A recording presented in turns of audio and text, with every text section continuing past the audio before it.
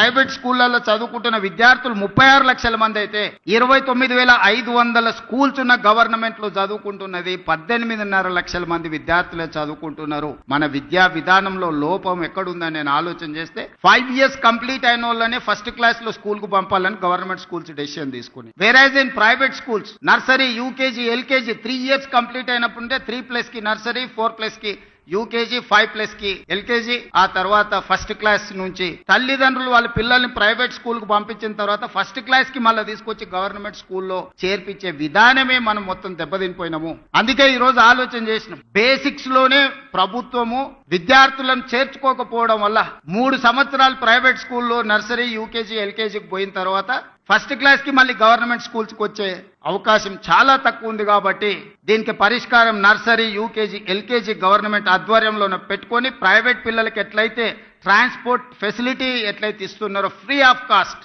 మనం ట్రాన్స్పోర్ట్ ఫెసిలిటీతో పాటు breakfast lunch evening snacks కూడా ఈ పిల్లలకి ఇచ్చి ఒక ప్లే స్కూల్ ని రన్ చేయాలా. ప్రతి దగ్గర పేదోళ్ళు ఎవరైతే ఉన్నారో మారుమూల పల్లెల్లో తండాలలో ఉండే పిల్లలకు ఒక మంచి ఎడ్యుకేషన్ ఇవ్వాలి అని ఈ మధ్యలోనే నిర్ణయం తీసుకున్నాం. తొందరలోనే ఇప్పుడు ఫస్ట్ క్లాస్ నుంచి ఉండే విద్యా విధానాన్ని నర్సరీ ఎల్కేజీ యూకేజీ వీటన్నిటిని కూడా ఒక కంపోజిషన్ కింద తీసుకొని